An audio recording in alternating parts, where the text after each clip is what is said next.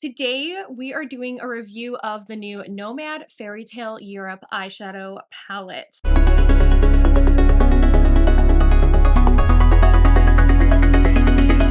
Hey everyone, welcome back to my channel. Welcome to today's video. If you're new here, my name is Staci. I feature unfiltered makeup opinions, honest reviews, tutorials. So here we have it, the Nomad Fairy Tale eyeshadow palette. This is a new release from Nomad Cosmetics. They are known for being nomadic and traveling the globe and creating eyeshadow palettes that resemble where they travel. And they just released the Fairy Tale Europe palette, which is based on fairy tales that take place overseas in Europe. So like in France, Germany, Denmark, and all of that. And today I'm going to give you a full review of this palette, more like a first impressions review because I haven't had a lot of time to test this out and use it more. I'm going to give you a first impressions of it, as well as some comparisons to other palettes, including some Nomad palettes, so you guys can see that as well. And I will leave it all time-stamped down below for you if you need to jump ahead or anything like that. So first, let's talk about this eyeshadow palette, what inspired it, what it looks like, what the swatches look like. So the Fairy Tale Europe palette, it is an intense color and chrome palette as they describe it. It says, come explore the inspiration of your favorite fairy tale. 18 dazzling Tinkerbell sparkles, princess hues, and storybook neutrals formulated with extra fine pigment and prismatic pearl for enchanted feel and magical color payoff. There are 6 versatile mattes, 9 Belle of the Ball shimmers, and 3 magical multichromes inspired by Happily Ever After in Fairy Tale Europe. Infused with apple fruit extract, the non-poisonous kind. I thought that was funny. To help keep your skin looking as fresh as Sleeping Beauty, cruelty-free and vegan, 100% plastic-free from our castle to your castle. This retails for $59 USD. It is available on Nomad Cosmetics website, and I will leave it linked in the description box down below if you want to go check it out. The palette cover was created by hand, featuring a classic fairy tale illustration in a land far, far away with a storybook castle emerging from a magical backdrop of holographic skies, majestic mountains, and cute forest animals. First Kiss is a shimmery soft pink. Fairy Godmother is a shimmer fuchsia pink. Prince Charming is a duochrome shimmer, shifting from light yellow to green gold. Wicked Fairy is a royal purple shimmer. Love Story is a shimmer rich turquoise. Magic Spell is a multi-chrome shifting from black to green to iridescent gray. Snow White is a multi-chrome shifting from white to pink to rose gold. Cinderella is a shimmer princess pink. Belle is a shimmer golden yellow. Sleeping Beauty is a multi-chrome lavender with rainbow shifts. Snow Queen is a shimmer deep frost blue. Little Mermaid is a shimmer coral red. Alcazar de Segovia is a matte light beige. Cregivier Castle is a matte neutral almond. Chateau de Chambord is a matte hazelnut. Neuschwanstein is a matte chestnut brown. Akerhus Fortress is a matte castle gray. And Chalon Castle is a matte soft black. Forgive me for some of the pronunciations. They do have some like different ones in there, like the Segovia one is actually from Spain, Neuschwanstein is actually from Germany, so there are definitely some different like pronunciations of that. But those are the shades for you guys with the swatches. Let's get into the tutorial that I'm actually wearing on my eyes right now. All right, so we have the Fairy Tale Europe palette. I've actually not, excuse you, I've actually not swatched this palette at all. I haven't touched it. The only thing I've done with it so far is I've actually just photographed it, and I'm actually really excited to try this. So this is going to be a really good first impression for me because I haven't swatched it. I haven't really played with it yet. And we're going to do an eyeshadow look, but I also wanted to do a little twist because this is all about fairy tales.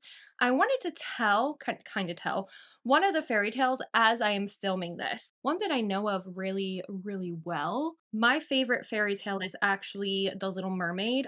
Honestly, The Little Mermaid is probably one of the saddest fairy tales as well. And it's not morbid like the Grimm brothers. It is actually a very sad fairy tale compared to like the Grimm brothers. They wrote Cinderella. They they wrote some other fairy tales like I believe they wrote, maybe it was Hans Christian Andersen who wrote The Snow Queen. But Hans Christian Andersen is the author of The Little Mermaid, and he was a Danish author. We're going to use, like, we have one row of mattes, which these are just so stunning. And we have like almost this like cocoa-y, it looks almost black. This is more cool tone, this is more neutral, and so are these in here. They're really good base to go off of, and you can create some really easy neutral looking looks with it, even though it looks like a super colorful eyeshadow palette. This Snow White shade right here, oof, that's really pretty. It has like a pink shift in it. It's super iridescent. First Kiss, this is like a really light pink shade. I might do like a pink today. But I'm going to tell you guys about The Little Mermaid as I do my eyeshadow. So we're going to throw this one in the crease. This is Chateau de Chambord, and it's actually in the Belle row, so it is in French. We might use a little bit of neuschwanstein too, which is like a dark brown. So the tale of The Little Mermaid. It's actually a really sad tale, and it starts with obviously The Little Mermaid. If I remember right, in Hans Christian Andersen's story, she's actually younger than the portrayal of the Disney version. In the Disney version, she's 16. And I want to say that in the Hans Christian Andersen version, she's like 14. She might be 16, but she's still pretty young. So Disney did get that right, where like she is young. She's like 15, 16, I want to say in there. The Little Mermaid, she is young. I don't think she's 16. I actually think I thought she was younger than that, but I might be mistaken. Anyway, so The Little Mermaid is obviously The Little Mermaid. She did trade her voice to like a sea witch of some kind. And when Hans Christian Andersen describes the Little Mermaid, she doesn't actually have a name. Her name is not Ariel. It's like there is no name for her.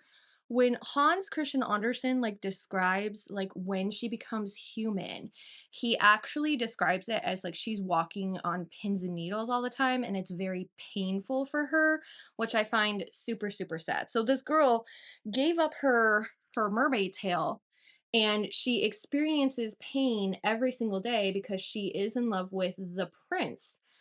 And I just find it so completely sad. We are using the shade Neuschwanstein, and Neuschwanstein is a castle in Germany, and it was built by a king who loved Wagner. So that's just a little history on Neuschwanstein. Anyway, so back to The Little Mermaid. She was walking on pain every single day, experiencing pain every single day.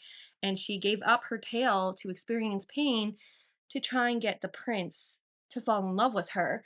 And so they really didn't portray that in the Disney version of The Little Mermaid, but it's something to make note of because not only did she trade her voice, she traded her tail. So she definitely is in pain and agony all day with trading her tail for legs. And it's so sad because she's just going through pain every single day. So these are like super super buttery mattes, and I really like the shades. I think they're blending absolutely stunning. So anyway, when she rescued the prince, I'm backtracking a little bit, but when she rescued the prince, she did bring him to shore, but he never opened his eyes when she saved him. It was actually like women from I believe it was like a convent or a nunnery or something like that. They were walking by and they saw the prince and they got help for him. And he remembers seeing the girl, the woman who helped him after he was brought to shore. And obviously they didn't see the Little Mermaid because she was already gone by then. So fast forward, the Little Mermaid has legs. She's been spending time with the prince. They've become really good friends. She's in love with him. And all of a sudden there's an announcement because he has found the person who saved his life. And it's not the sea witch like what Disney portrays. It's actually the girl who ran and who got help for him when he was on the shore, and he decides to marry her. And now the Little Mermaid is heartbroken and she dies. She dies. And he gets married to the maiden and they live happily ever after. But the Little Mermaid never actually marries the prince. She dies and she turns into sea foam, which I find so incredibly sad. Like, she was in love with him. He was falling for her, but they seemed more like good friends in the story. And then he was just in love with the maiden who saved him. I did use this shade right here, which is called Chalon Castle. I think that's what it's pronounced. It's really pretty. It's like a dark, dark brown, almost a black.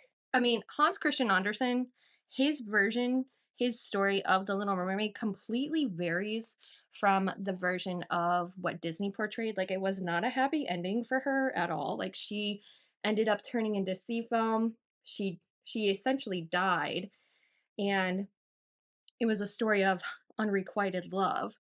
And actually, a lot of the stories from the original authors, like the Grimm brothers, their stories are not like happy endings at all. Actually, the Grimm brothers are pretty morbid. I took German when I was in high school, and I know for like I actually started reading some of German fairy tales, like the Grimm versions of the German fairy tales, and they are pretty morbid. Like in the Cinderella version, I know that to get the slipper to fit, the sisters cut off their toes, and the Grimm brothers go into detail about different gory things with that. I'm gonna use this shade right here. This is the shade First Kiss. It just looks so pretty. Ooh, it's like a pink shimmer. I don't know. I'm just in the mood for like a pink shimmer.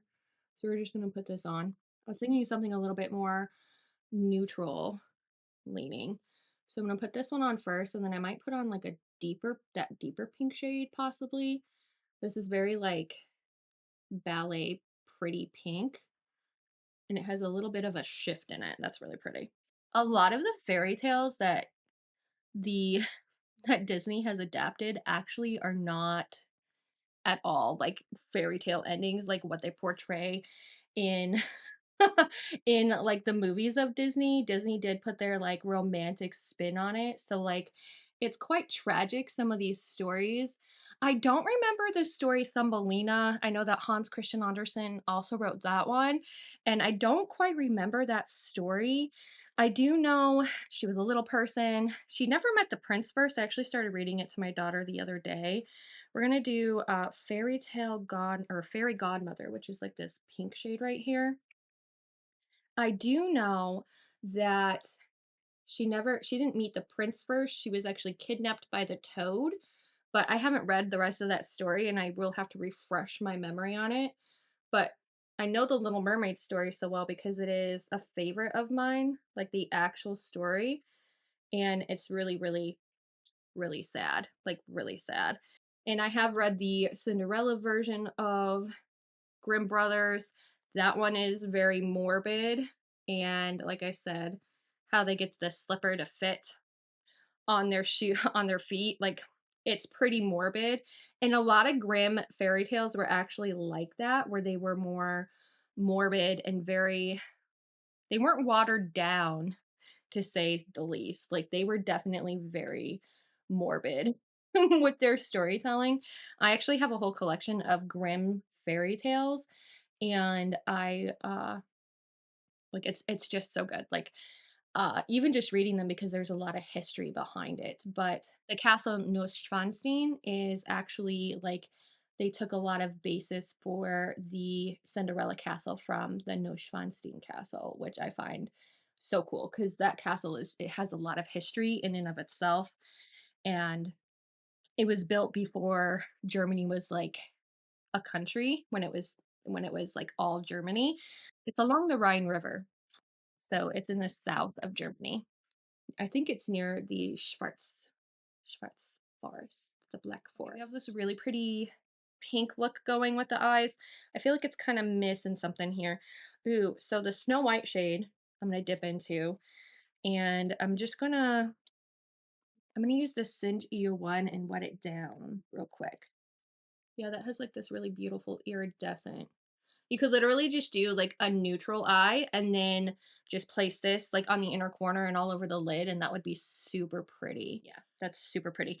I am going to use just a little bit of the Little Mermaid shade, which this is like a red shade, and it does have a trident in it for King Triton.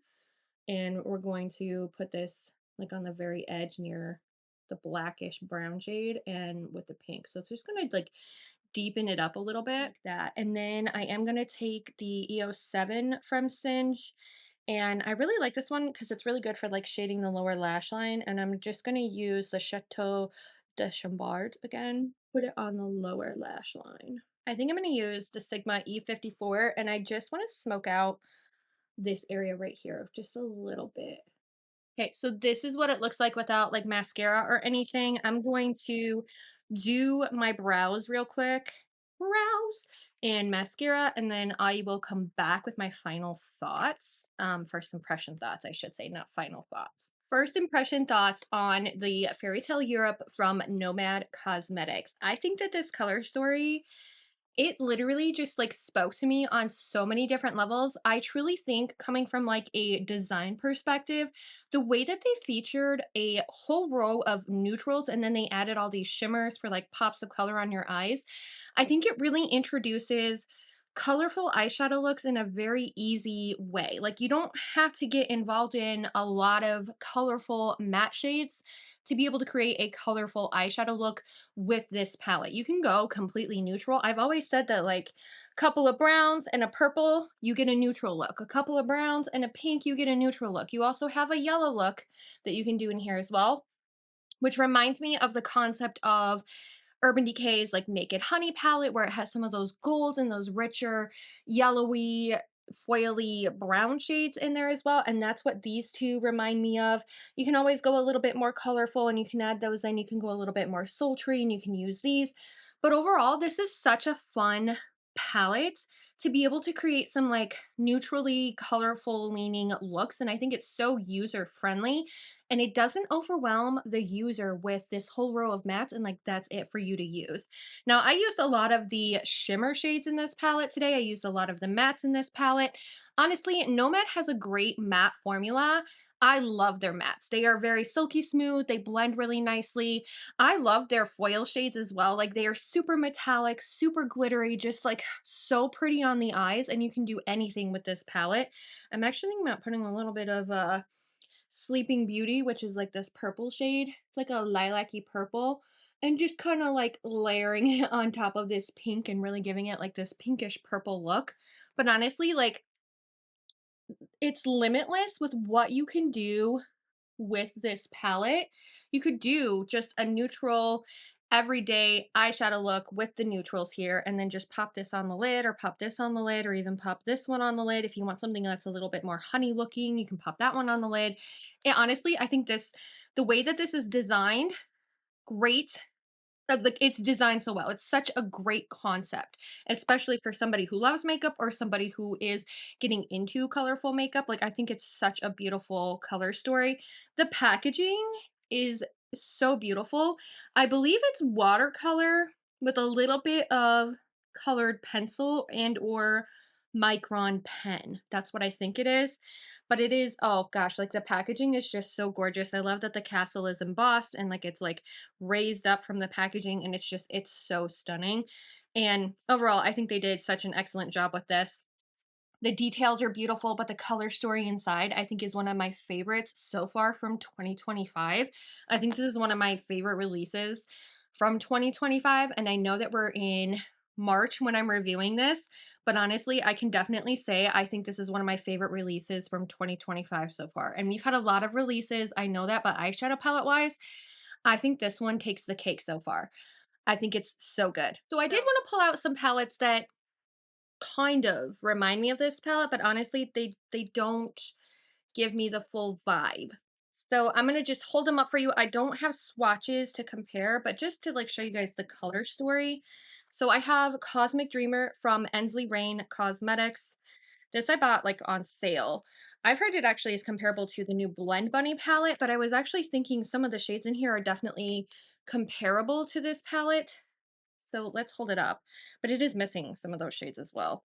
So it does have some of the pinks in here, but they're pink mattes. So it does have pink mattes in here. I would say that this one could be similar to the pink shade in the Nomad palette. I think some of the mattes might be a little bit similar, like those brown mattes. And we have like a black matte down here that is more like sparkly. It has sparkles in it. So I could definitely see like those. It doesn't have any yellows. It doesn't really, this is like a duochrome from a purple to a blue. So this one really wouldn't match anything that's in there as well. But I was thinking like that's definitely something. So honestly, the only shades I'm seeing are like Stargazer to Cinderella. These two are similar to each other. Cinderella is actually more pigmented, if you see here. Cinderella's on the bottom. And it might resemble First Kiss, but First Kiss actually has a little bit more of a like a peachy tone in it. So definitely, I mean, they're similar, but they're not the same. The one from the Ensley Rain palette actually has a little bit of like a iridescent purpley shift to it. So I definitely don't like, they're kind of similar, but kind of not similar. So we're going to close that one. All right, next I have the Little Mermaid palette from Sigma. This one's smaller. It's only 14 shades compared to the 18 shade palette, but I wanted to show you these two side by side.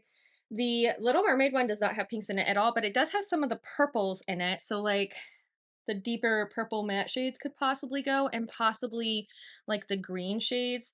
None of the brown shades because they're way too warm. And then there is a black shade in this one as well. So like black and black, they would definitely match well together. But I'm thinking more like this purple shade and maybe this shade and maybe this shade. So Jumpin' Jellyfish is like a duochrome from like a purple to a green. The only one that it would possibly match is Sleeping Beauty. And yeah, they're not dupes for each other.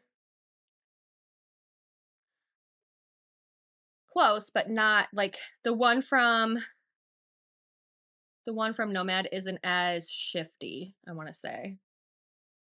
So you do have those two. Oh, I forgot I forgot that the Sigma one also has a gold shade. It's called Scroll. So it's this shade. It's a little bit chunky and it has more of a green undertone in it.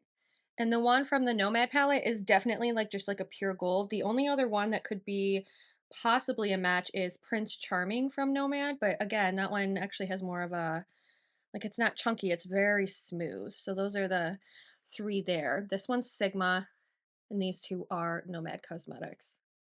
So not very similar there. Now we have Swimming from Sigma. This one's really pretty. It's like a grungy color, and it could possibly match Love Story, but the Nomad one is actually super gritty compared to the Sigma one.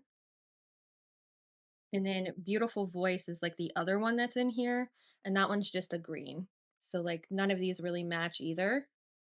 And then Treasure Trove from Sigma is like a purple to a blue to a pink. And the only one I was thinking would be Wicked Fairy. But that one's more of like a true metallic-y shade. They're not even similar. So like those are the only shades that really jumped out to me from Sigma versus the Nomad palette. All right, and then I have the Rose Quartz palette. I pulled this one out because it has like those pastel-y vibes, but honestly, looking at it, like these aren't even comparable at all. Like not even comparable. One is way more mauve-y. So yeah, it's definitely, I think they would be good possibly companion palettes, but they definitely they don't match at all. Like there's nothing in here that matches this. I also pulled out Mercury Retrograde from Huda Beauty. This is actually discontinued, but if you have it in your collection, I pulled this one out so you guys could take a look. Honestly, not a lot of shades in here either that are super similar. Possibly the purples and the green, but like not a lot of similarity. And then the last one I pulled out was the Muse palette from Cosmic Brushes, just because this has some of those like greens, it has some yellows in it, but it also has like the pastel-y pinks. But also looking at this one, there really isn't one that matches very similarly. It does have some of those like matte shades in it, but there's those two compared together.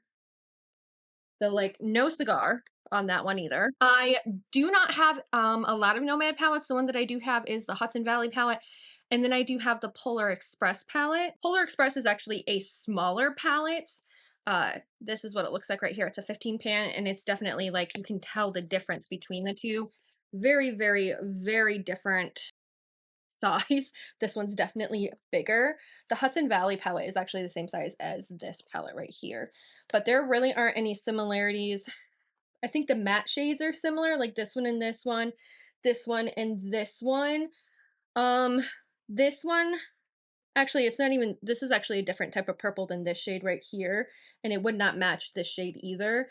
And this shade is the only one that I'm noticing that might be the same for like the foil shades, and that one is Christmas Carol, so I'll swatch that. Very gritty. You can see it's more of a metallic. And then we have Prince Charming from the Fairy Tale. So not even really, not similar there either. The formulation is so different between the two. The one from Fairy Tale is just so much more smooth.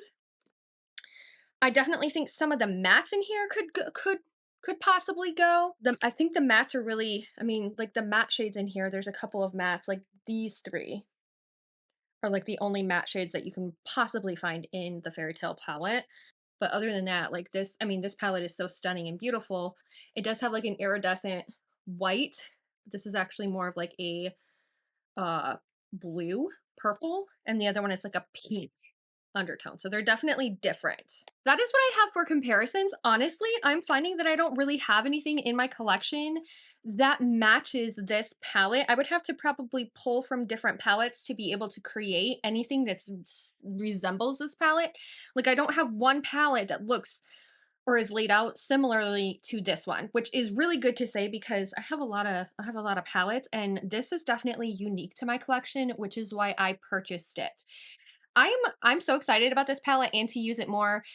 Go head over to my Instagram and I will start posting looks over there when I am using the Fairy Tale Europe palette. I also have some up close shots that I took as well of a flat lay of this palette, so definitely go check that out over on my Instagram. Thank you guys so much for watching today and staying tuned to the end of this video. If you haven't already, please consider subscribing, and I hope I get to see you in my next video. Bye!